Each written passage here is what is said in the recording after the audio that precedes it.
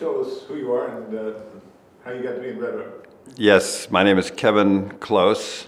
I was born on September 1, 1940 in Toronto, Canada. At that point, the third of three children of our parents, Willard and Virginia Klose, who were producing a show in Canada for the CBC, the Canadian Broadcasting Company.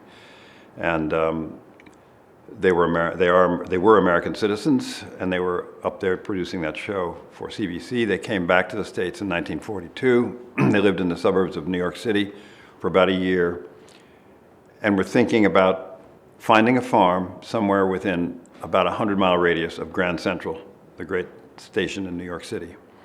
And they looked in that circumference and found here, just outside the village of Red Hook, a farm, a white clapboard house on a rise above water, which was in our father's thinking. As a kid, he'd been on such a farm in the summers. And they bought it. They named it Echo Valley Farm. They bought it in 1943, and it's been in the family ever since. So I was raised here, basically.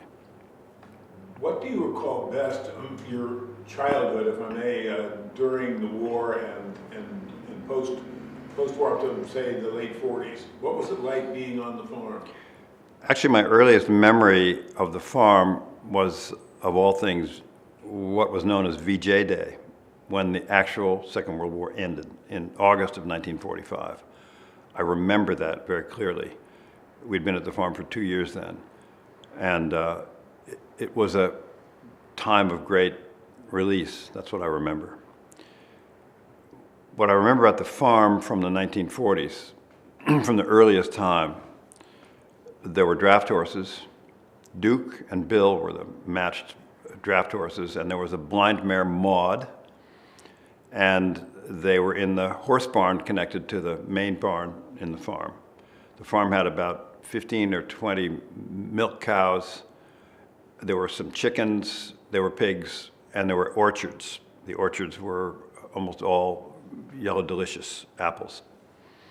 And our dad worked in New York, our mom and the boys, and then you, or my younger brother Christopher, came along in 1945, and two more siblings in 1947, Deborah, and in 1950, Victoria. So all six of us, and our parents were at the farm. And although our father had work in New York, and in another time in Chicago and in Detroit, the farm has always been in the family.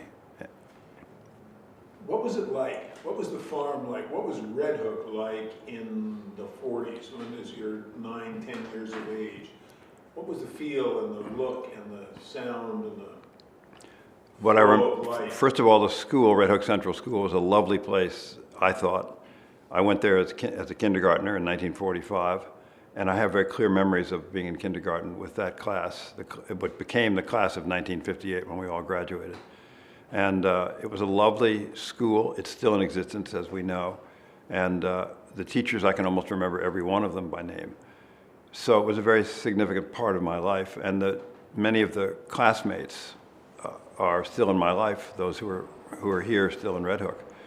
I can remember almost at least half by name of my class.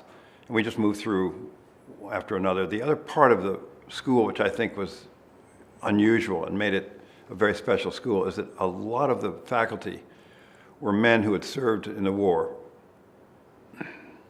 And they were committed to education and to civics and to knowledge of the world. And there were films, 16 millimeter sound-on documentary films, which were part of the studies of social studies and things like that. I remember something called the Freedom Train that came through and in Poughkeepsie and had aboard original documents from the Constitution and the Declaration of Independence. And we went down there and we lined up one morning and passed through, and it made a huge impression on me. I was then 8, thereabouts. So those are some of the scattered memories. The farm itself was very small. It soon could not compete in the revolution, the Industrial Revolution that came along into farming in this part of the state in the late 1940s and 50s. But what I remember from it were the cows being milked by milking machines and then being, as they call it, stripped out by hand, and the milk stored in a milk cooler and then in big cans collected and taken by a Ford pickup truck that was part of the apparatus of the farm to the creamery right here in the village of Red Hook.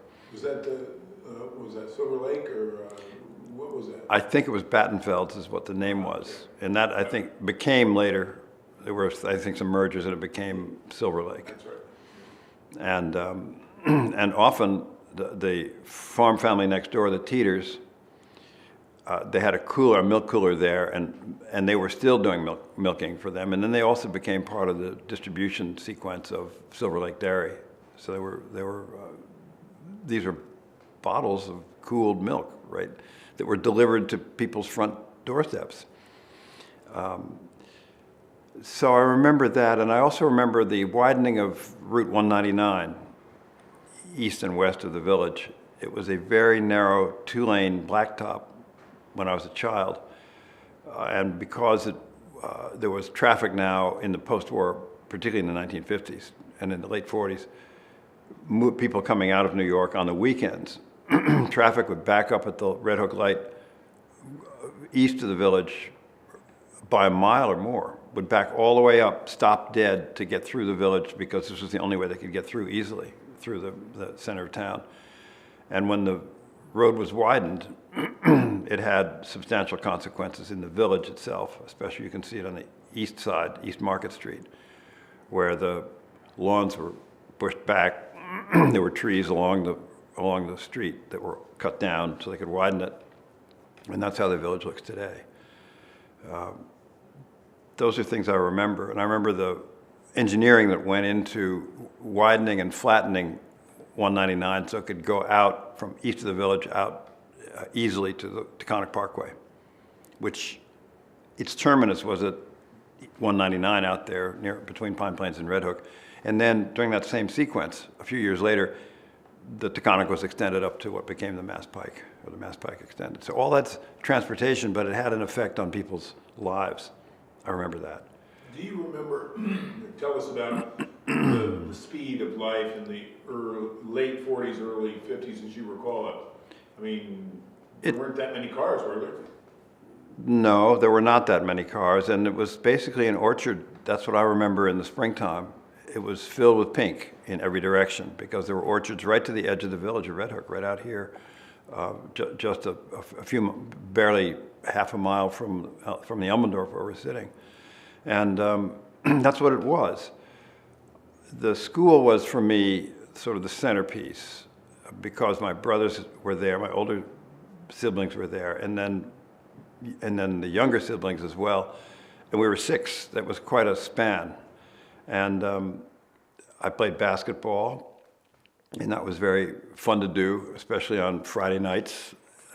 Classic sort of Friday night lights on a very small basketball court. The court was actually about half the size of a regular basketball court. The first time I ever had to play on a full-size basketball court, I almost died going up and down the floor. So that was part of it. But the other part of the school was that it had an outreach.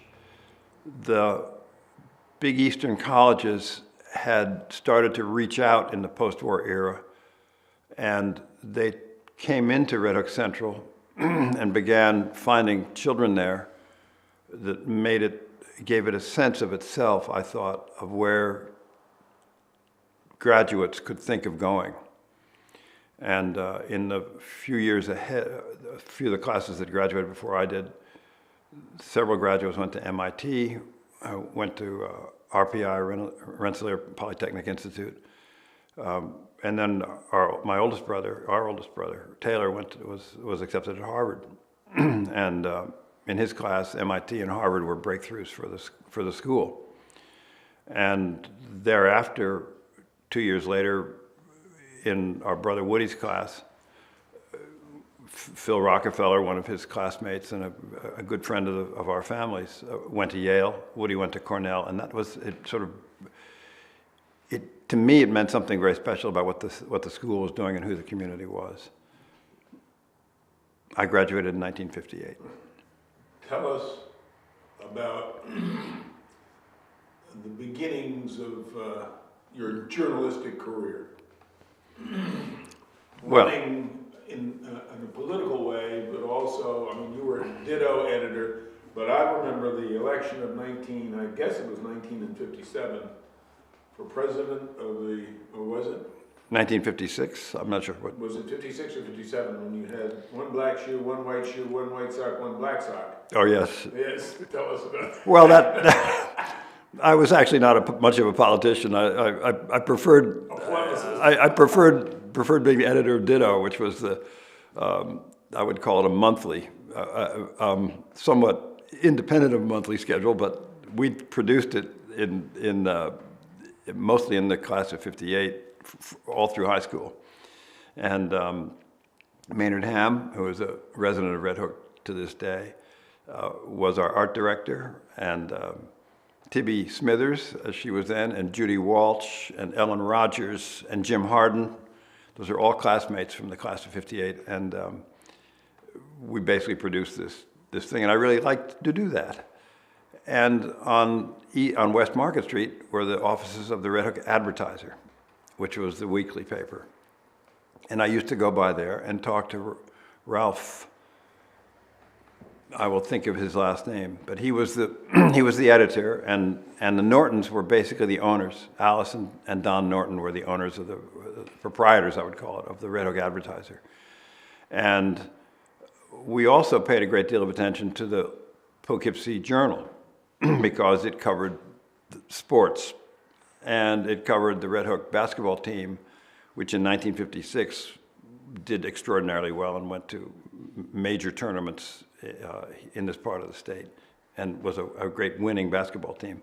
So we paid a lot of attention to that. So I was aware of newspapers, and our grandfather had been, on our mother's side, had been a newspaper editor in St. Louis. So we had all these stories about life as newspapers. So I was sort of drawn to it. So to me, newspapers are crucial to the way a civil society functions.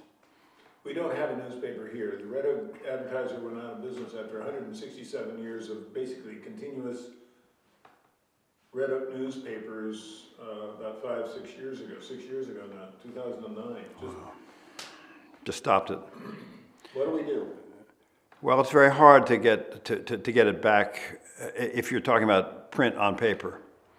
That's a big operation. When you think about the complexities of it, I had a very good friend many years later who ran a similar paper in Harford County, Maryland, and it was subject to the vagaries of the economy in a very particular way, and his ups and downs finally led him to just close the paper. He couldn't, because he had to hire people and then lay them off and so forth. I don't think there was that kind of turmoil, let's say, economic turmoil here, but once it stops and the presses stop and the newsprint doesn't come down here anymore to print the paper on, and you go to digital, the notion of community gets a little bit more ephemeral, I might think. It can be much wider than you could distribute the paper, and you can get individual participation in almost instantaneously, as we know from all the means of social media today. So you can actually find a kind of following or a community group. But I think that a newspaper, to my mind, the actual physical fact of a newspaper, that people can read and share and know that each other is doing it together, I think that's very important. In these small communities, it is true that many of these smaller papers have in fact survived because the communities have their own unique character. You know, it's like a mosaic. If you look at the mosaic, almost every little piece of a mosaic has some significant something that's similar to the one next to it, but it's unique in itself. And that's how we are. We're a nation of communities. And I think that newspapers, whether they be dailies or weeklies or bi-monthlies or whatever, bring people together in a very special way. So it's a loss to me, and I hope it can get made up somehow. is it about Red Hook that you feel to this day, though you've been all over the world, what is it about Red Hook that is special to you? Well, to me, What is special to Red Hook about? it's a wonderful question. I think that Red Hook has a real history. The history is being rediscovered in new ways, and its sense of its place in the community of communities, I think is becoming much more specific than perhaps it had been. You know, I left here basically at the age of 18, and I came back. I went to college. I was in the Navy, and then I worked at the Poughkeepsie Journal for a few years, and then I was in Washington for virtually pretty much the rest of my life from my late 20s on, at the Washington Post and so forth. So the actual daily life of the village was not part of my life. But as a community of people I knew and had grown up with, and their parents and their siblings and their offspring, I feel at home here in a very particular way. So I think Red Hook is a unique place, not just in my own thinking, but as it is. It has meant something in the world. It has meant something that people can recognize. And there are other parts of the world that are named after it, like Red Hook, Brooklyn. Indeed. On a Friday night at the gym, in what is now the middle school, but which was in its debut in 1939, the school that would have as much capacity as the future would ever need, 937 seats, according to the dedication ceremony. It was rather more like a gladiatorial exhibit or not, was it? Give us the sense and feel of the jammed bleachers and the noise and the lights, and then afterwards, Yes. the more subtle lights of the mighty Wurlitzer. Yes. Okay? So it was, as you know, it was not only a gym, a basketball gym, it was also the athletic floor during the week for PT, in effect, physical training. But on Friday nights, when there were home games in the wintertime, basketball games, it was to die for. It was all by itself, with a kind of energy and a reverb going on in it that was extraordinary. And I'm sure it's true in every school in America that has basketball through the midwinter. It would just start filling up around 5:30 or so. And by the time, and then there was a JV game, a junior varsity game. There were wonderful cheerleaders in both the JV and the varsity games that came later.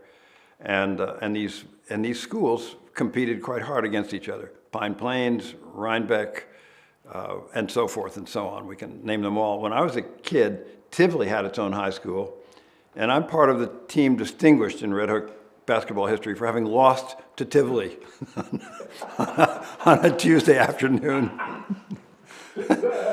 Yes, and That's I mean, a record. Tivoli High School had 19, students in it, and they just whipped us. So the basketball team's fortunes, which ran high in years prior, fell quite low at that particular point. But we had a great time, and we were sophomores and juniors and seniors doing stuff together and competing together, and also doing teamwork together. It was kind of fun, and always very tense because, competitive sports in front of a crowd. Yeah, that can jangle the nerves right to their all the way out. Yeah. What about tell us about the cheerleaders. Cheerleaders were fabulous because everybody needs cheerleaders at a basketball game, and the cheerleaders, the Red Hook cheerleaders, were noted for their beauty and their ability to do, to coordinate their cheers and do it together. I think it was a squad of 8 or 10. I'm not the person to really ask about it. Perhaps there are cheerleaders from that time that you would care to interview, who would have much clearer memories than I. We will, but I want to now segue the quieter part of that gladiatorial exhibit or those nights in the gym to what happened after the game. There was After the teamwork game. of a different sort. After the game, the bleachers were often they were on rollers, and they would roll back to the opposite wall. The floor was cleared. There was a stage across from the bleachers, and with curtains on it, and there was a Wurlitzer, literally a mighty Wurlitzer record machine that you would find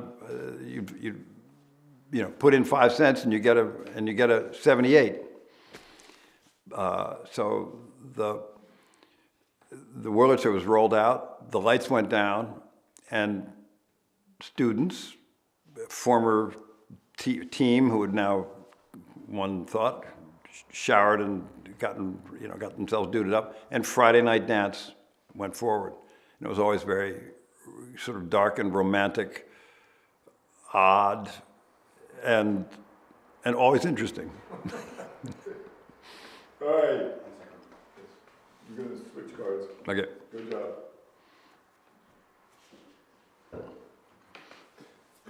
I want to get to Red Oak's.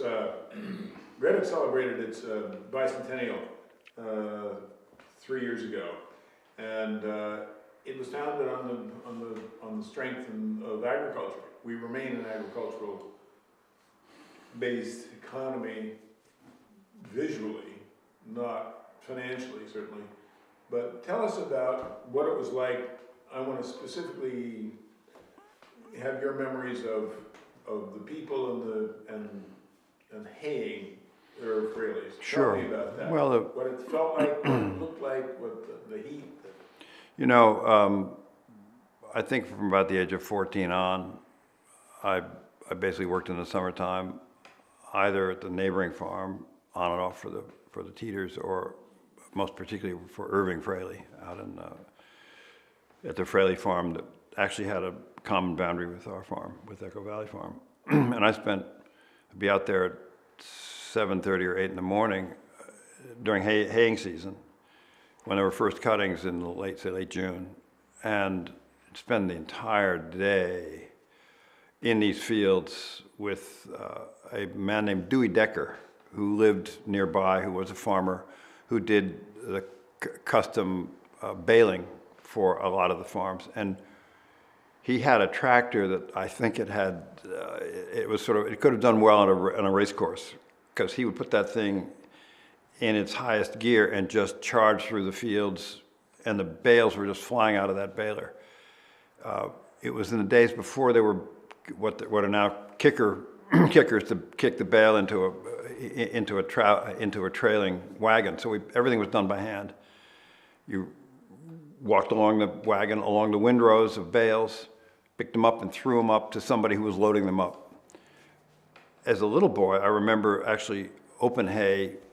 You know, it was not baled. It was just loose hay that was mown, stacked in windrows, and then men, often with horse-drawn wagons, walking through the fields with increasingly long-handled pitchforks to be able to pitch it up higher and higher as the load raised up. And so the baling was about the same thing. And then taking it to the barns at Irving's, and then there were elevators to run the bales up into the haymow above, and that was hot work. What was the worst job? The worst job was being at the end of all that, trying to stack the things. And the other worst job was to work inside the silo as they were making silage and blowing it up a blower tube and then down. These are the round silos that I don't think people use anymore. And with a pitchfork inside, as the mound of ground up corn showered down on you, you're pushing it around, forking it around to make sure it stays flat and level and they don't miss any spaces and so forth. And that was a bit of a trial. But at $1 an hour, when you're 15, that's pretty good wages. What was the last load of the day like? Relief. And the wonderful thing was that at the end of the week, every week on Fridays, I would go and stand at the back doorstep of Irving Fraley's father. And he would come out and he would ask me what I'd been doing for the week, and I would say I'd worked X number of hours. And it just happened that every week, as he was paying me for whatever work, whatever hours, he never argued with any of that because he often spent time in his Chevy pickup truck parked on the side of a hayfield to make sure everybody was working hard, including his son. He was terrific. Paid real attention to what was going on. But when it time to get paid, it seemed to me like every Friday night he wound up counting out pennies to me to make up the last dollar. It was like a ritual. What did he sound like? Wonderful, very high-pitched voice, and very, very grandfatherly to me. And he always had a straw pork pie hat on, even when he came out to see me. He had suspenders, and often had a tie on his chambray shirt. So he was very proper and wonderful. And I knew I worked for Irving, his son, a lot, and I liked it very much. And so I have very fond memories of that. If you were to walk around Red Hook 20 years or 30 years from now, what would you see and how would you feel? Well, I think it would be pretty much as it is. I mean, most of what I see here are certainly in the center of the town and in the center of the village. It looks to me very similar to what I remember as a child, although I do remember the Red Hook Hotel, which was on the corner, as something quite unusual. I think that I don't know all there is to know about how the township has continued to grow, but I do think there's a fair amount of open space and space that's under cultivation, and it seems to me that it still has a very pastoral feel to it, although the pace of life is much more intense. And of course the vehicular traffic is phenomenally higher in terms of volume than it was when I was a child.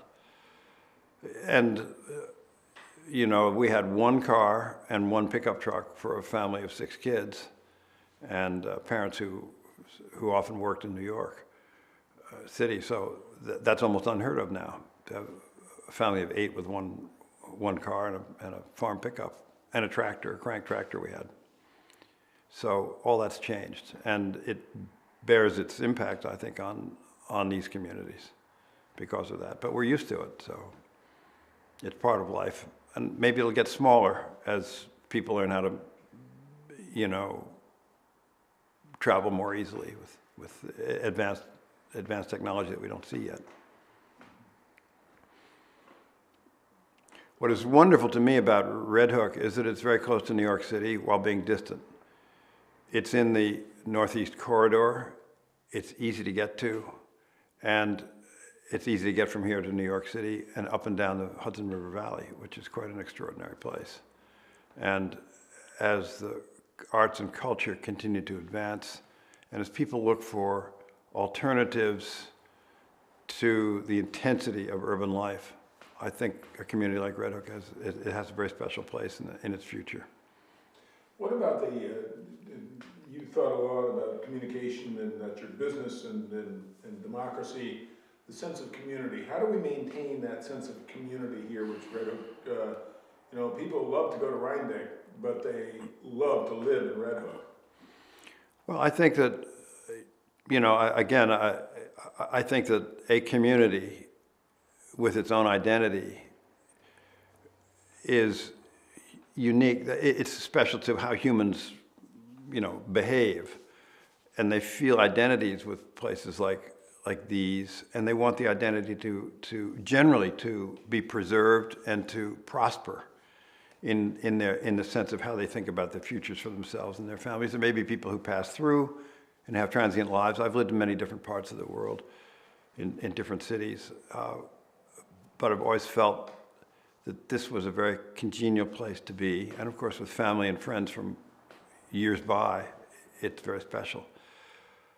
To me, because I've spent my life almost entirely in news, one way and another, I think that the presence of fact-based reporting, fact-based journalism that informs people about the actual parts of the lives that are beyond the front door or the back door is crucial to how the society can manage its own issues. And, you know, it's not an accident that the First Amendment to the U.S. Constitution is the one that says Congress shall make no law abridging freedom of press, freedom of assembly, freedom of religion. That's not some other number. It's the first. And they understood very clearly from the very beginning, since they were struggling to get free of the domination of a domineering, impacted, essentially, in their view, despotic governance from the King of England. They knew that freedom of speech was essential to what they could do for themselves. And when Jefferson wrote the Declaration of Independence and made it that humans had inalienable rights of life, liberty, and the first version was pursuit of property. And it was not, they didn't feel correct about that. They thought there was something less in that formulation than there should be. And they changed it, and Jefferson changed it to life, liberty, and pursuit of happiness. In the late 18th century in this country, these descendants of the fairly recent Enlightenment, they thought that happiness meant community and serving the community, that's where happiness stemmed from, and gave people a feeling of that. And that's what they were talking about. This is kind of not a curveball, but if you were to describe Red Hook, what color would you paint it? What color is Red Hook? In my mind, it remains, in that sense, pink because of the springtime. That's in my head. Years ago, I flew from Poughkeepsie, Dutchess County Airport, in a small plane with the then Congressman, a man named Joseph Resnick. And we flew down to Washington on a May morning, and then we flew back that afternoon. I wrote a story for the Poughkeepsie Journal where I was working about a day in the life. Both down and back at several thousand feet above the Hudson River, almost all the way to the outskirts of New York City, it was entirely pink. Orchard after orchard after orchard was in bloom. And it was the same when we came back that afternoon. And it's true around here still to this day. And that to me is how it sits in my mind and my imagination. I mean, I love the feel of it. Yeah, that's the sense of, I think that a lot of people have, they share this. We've interviewed quite a few people, and they all say they lived all over the world, but when they come over the bridge, it's the most beautiful place they've ever been. You share that view? I can say that we've spent a number, Deborah and I, my wife Deborah and I, and our children have spent time at the farm. We have seen in unique ways the Hudson River light, which I think is astonishing. It's just different. And that's a huge part of our sense of peaceableness, I think. And the proximity to the great river itself. It's, just to come over the bridge, for example, as you say, or come up along on the railroad from New York City or anywhere in the south, or come down from the north alongside that river, it's astonishing. And I think we feel very fortunate to be so close to that, and that it gives us a sense of peaceableness and a kind of majesty of the Hudson River Valley, which is quite particular. I agree. I have a couple questions, if I can, Go for real it. quick. Just An answer answer me. to Chris. I would just, these are like sort of shots in the dark here, but you mentioned Fraley, the farmer. Yeah. Why, is it important that like people remember him?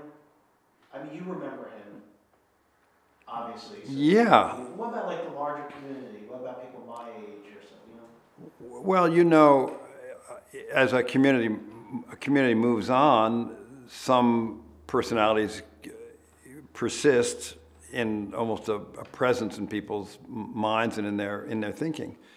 And I think for a certain number of people, probably a diminishing number, the Fraley family, that particular, and there are a number of related families by that name, but Irving and his father, and I think they were of a particular kind of person who were independent, fun to be around, and creative in running their farms, and were part of a community that had a conversation, that had its own language, and he was very much part of that, I would say. Give me an example of his language. Well, I can't tell you specifically, but he had wonderful stories about going to about going to livestock auctions, and how he pulled the wool over, or had the wool pulled over, the eyes of his competitors, fellow bidders or not bidders, whether he made out in an auction or not. And he was very honest and upfront about that, and entertained us with these delightful stories. I don't think I've ever been to a cattle auction as a participant. I've been to some of them as an observer, but to actually participate, and maybe you don't know what you're getting. He always seemed to come out on top somehow, and I loved it for that. I loved him for that. Chris, the Red Hook Advertiser is what we have in the archive? Yes. We have like 150 years of that in the archive? Or We have about, from the Red Hook Journal of 1817 to the Red Hook Advertiser of 2009. Okay, you might be bored to answer this question, or you might disagree, but like, I'm wondering if you could describe, we have all these newspapers that you described going out, and they're preserved here. Yes. I think of that as like a treasure trove, almost a magical, mystical quality kind of thing. If you agree, can you like tell Chris that we still have these papers as like an archive? And what Oh, yes. Well, it's actually very interesting to me.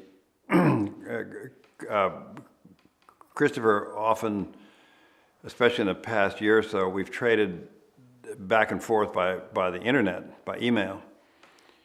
He sends me excerpts from the Advertiser from 15, 20, 50, 60, 70 years ago.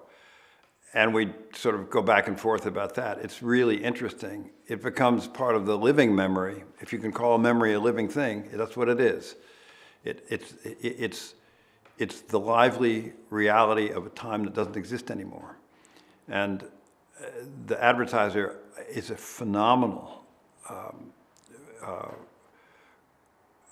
resource for looking at a community's continuity and history.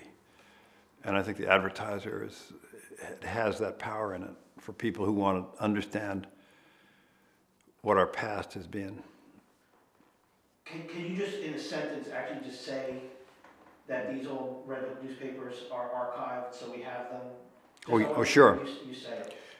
Yes, and the fact that there is an extant archive that people can find their way to and find information from is enormously important to the sense of the community itself. I think it's a great resource.